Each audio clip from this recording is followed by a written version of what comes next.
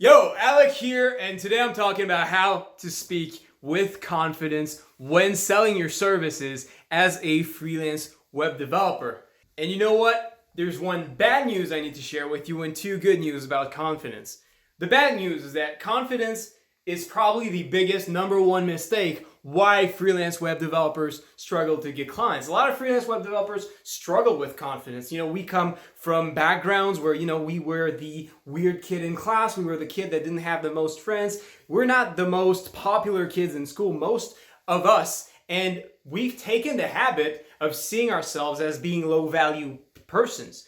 Good news is that, hey, since your lack of confidence from high school and everything was based on the fact that you had no value, well, the fact that right now you have value makes it so the only thing you have to do to get back that confidence is just to look at it and realize who you are now and how much people want to have you actually.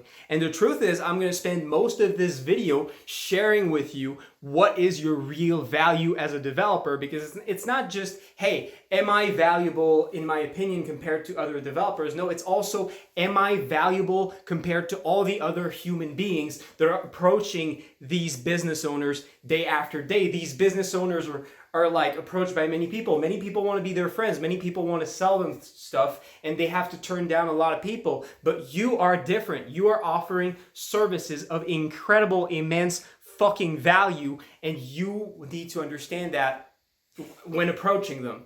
And the other good news is that confidence is not only the number one factor that is going to determine your success in sales, but it's also the number one factor that's going to determine your success in business and in relationships. The reason it's important in business is because if you trust in yourself, if you love yourself, if you believe you are someone of value, you will start acting like someone of value. You will start believing in yourself when you are taking on difficult tasks, and this will allow you to push yourself better and achieve better results. And when you're going to be in social situations, maybe when talking to girls, it's very different the way you're going to approach them and the vibe you are going to put off if you are approaching, let's say, a girl because you want to get her number or something, and you're like not sure if you're really worth talking to her, right?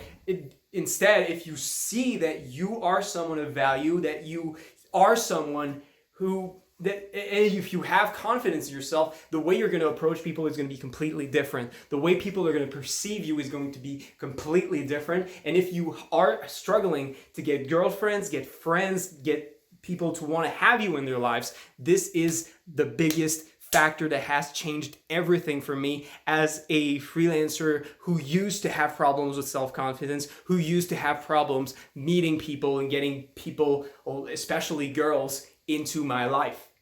So not only is it easy to fix, it's also something that will have immense, tremendous value in your future and your life almost starting today if you follow the rest of this video.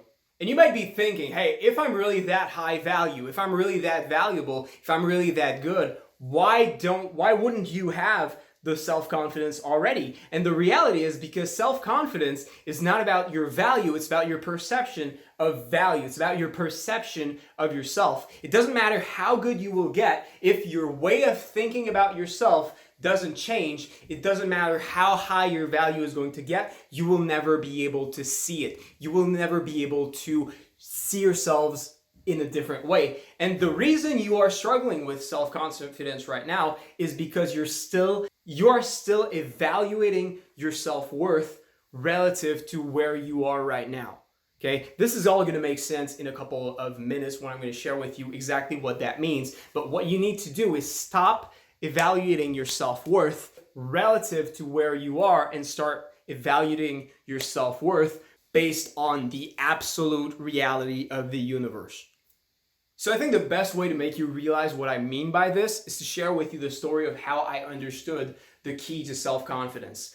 That was my story. I started karate at about 12 years old. At the time, I was like the weird kid in class, the one that gets picked on by all the kids, the one that doesn't have any friends.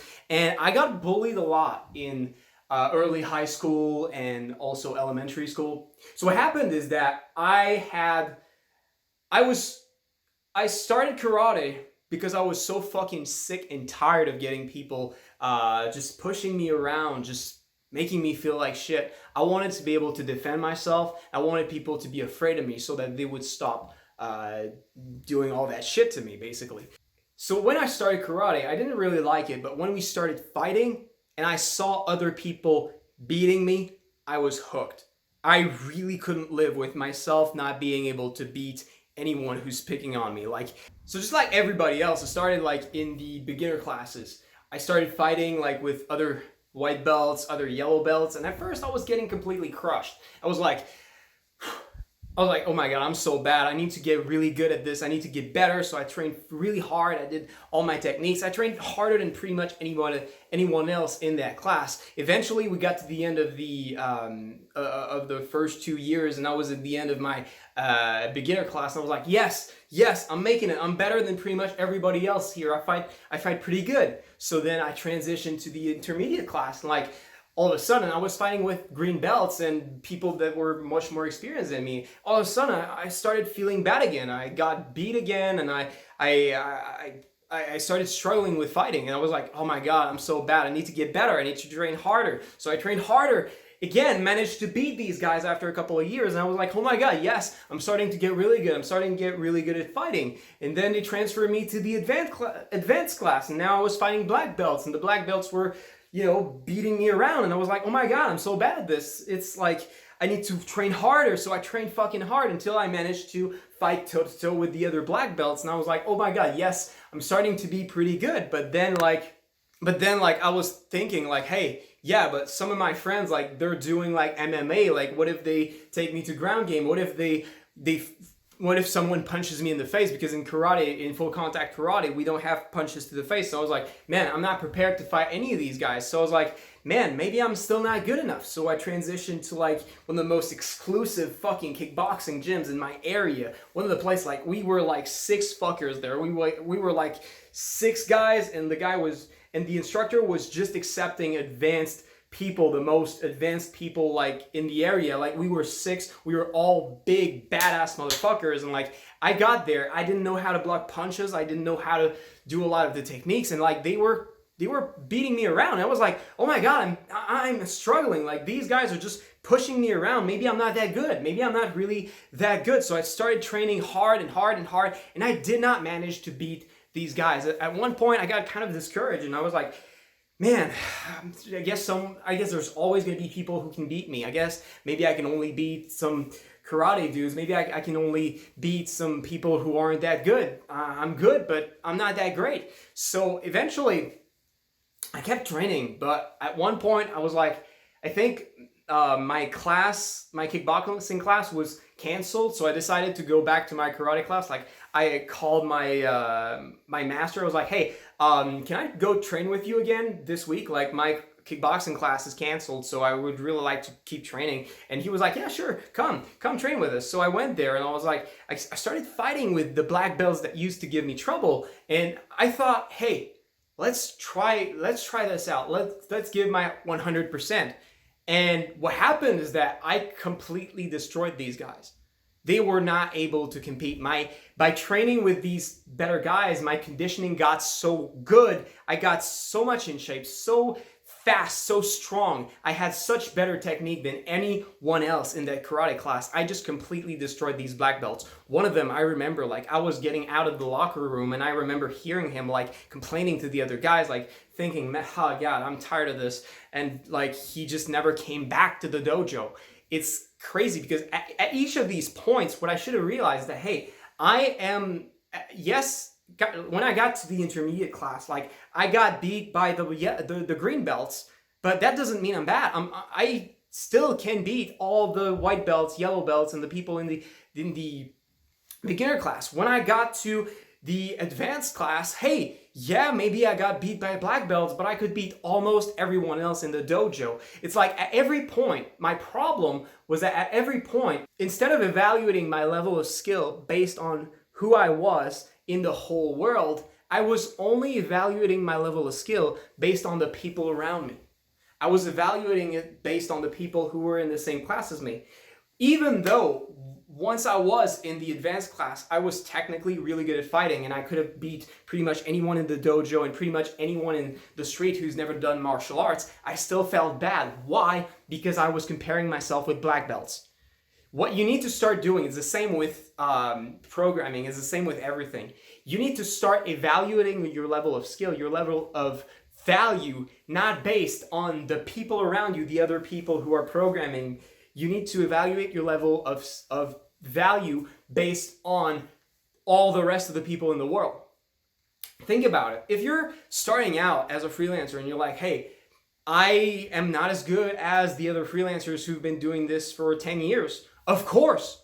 Does that mean that you're not good at programming? Does that mean that you cannot deliver really good websites? Does that mean that you are not worth charging like thousands of dollars to your clients? Absolutely not. There will always be people who are more valuable than you. But if you keep just comparing with yourself with the people you're competing with, you will always feel like you have the same level of value because you're always going to be competing with people who are better and better and better. And if you are always like saying, oh, I am one of the worst in my category, so I'm not good, you will always feel like you're not good. But instead of just focusing on this small category of people you are competing with, remember all the people you have been competing with in the past, all the people who are not even doing what you're doing.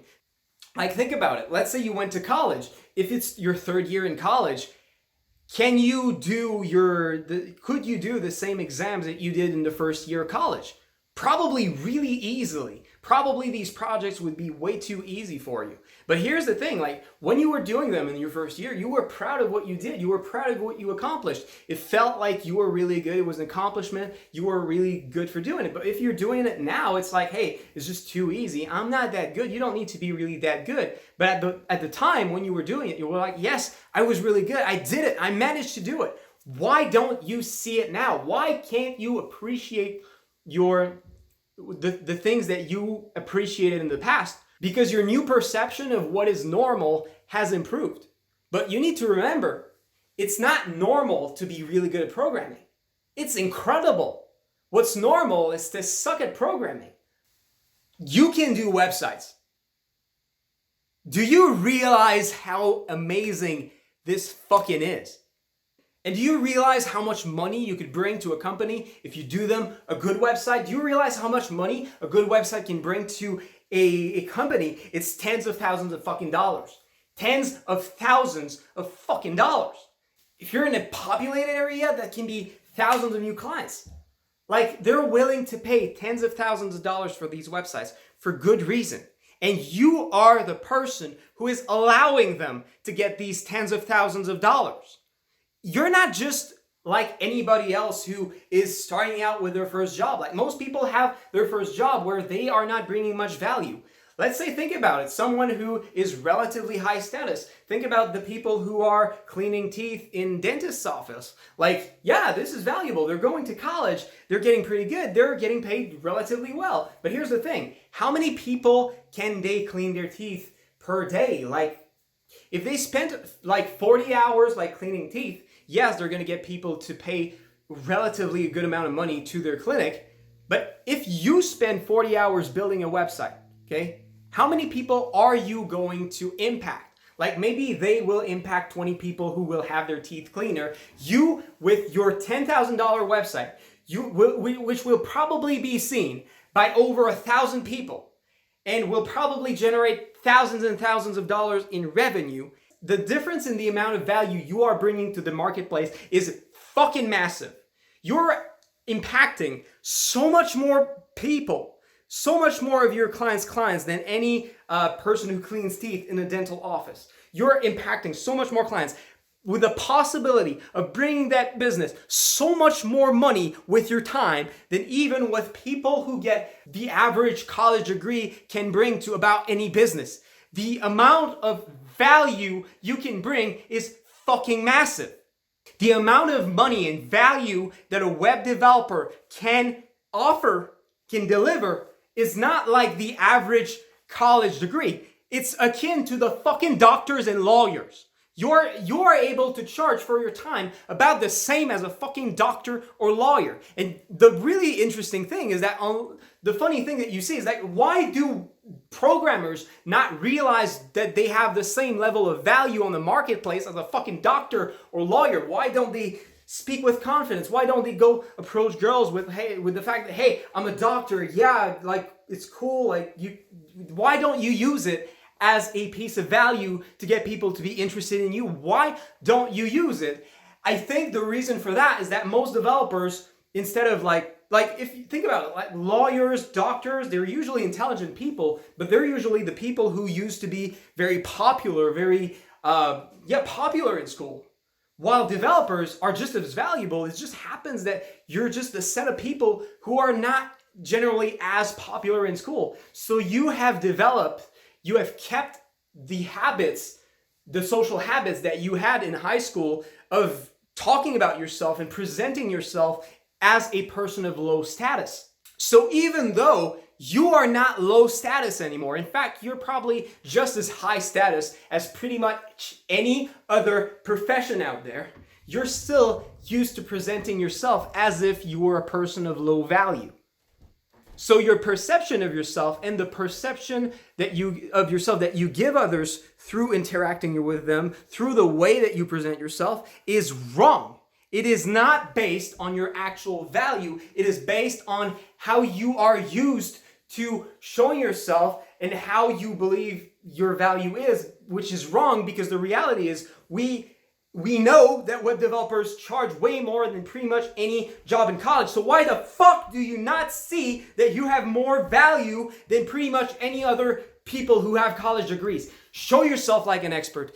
Own the fact that you're a fucking web developer. Own the fact that you're valuable, that you're an expert. See it, realize it, because right now, your vision of yourself, your self-confidence is way too low for who you are, for what you can deliver. And the moment you will start acting with the confidence that you should have, because you are valuable, that's when your sales are going to get easy. That's when people are going to want to work with you. It's actually absolutely ridiculous to see how web developers just don't trust in themselves, trust in the worth of their abilities. Because like when you're really looking at it in an absolute way and not just like looking at yourself relative to other programmers in your niche, like you will see that you're actually one of the real biggest badasses in the fucking society. It's like, imagine like what you're doing right now is like, imagine a doctor was like, oh, I'm a doctor, but I don't know if I'm really a valuable person. I don't know if I'm really that good, because there are these specialist doctor cardiologists. They're the best in my country. They're so good. Oh my God, I'm not that good. Maybe I shouldn't charge that much money. I'm just a doctor. I'm just like, it doesn't make sense. Don't compare yourself with just the best doctors, programmers in your area. Compare yourself with everybody else. All the doctors, even the worst doctors, know they're valuable because they're doctors. You should know you're valuable because you're a programmer. Like, it doesn't even fucking matter at that point if you're a good programmer or not. It doesn't even fucking matter at that point if you're one of the good doctors or not. You are a part of one of the best, highest value skills, professions right now. And if you can't do it, if it's too hard for you at first, because yeah, maybe you can't go from speaking with not a lot of confidence to being the most confident and most charismatic person in the world in one day, maybe you can't do that, but get better over time. And if you can't do it 100%, try to fake it. Try to fake confidence until you get there. Try to act a little more confident than you really are. Try to be a little more confident than you really are. Always try to look a little more confident until you get to the level that you want to get. Until you get capable of speaking with the level of confidence that is what you're really worth.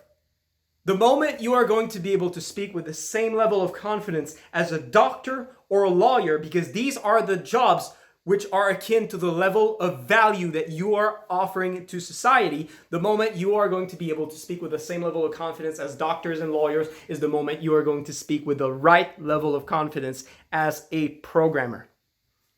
And until you get there, fake it, speak with more confidence than you can, because even if it's fake, people are going to see you as more confident. And in the meantime, while you are doing client meetings, even though you're not there yet, you will still get more clients than if you don't try to look confident. Just fake it till you make it. With that said, that's it for this video. Hit the like button if you found this helpful. This would really be helpful to me. Subscribe if you want to see more content like this in the next couple of weeks. My goal is to share with you all the fundamentals of how to get clients. So if you're not comfortable with freelancing, how to get clients, how to approach client meetings, and all these things, I'm going to share with you all the fundamentals in the next couple of weeks. So subscribe if you want to see that. With that said, thanks for watching.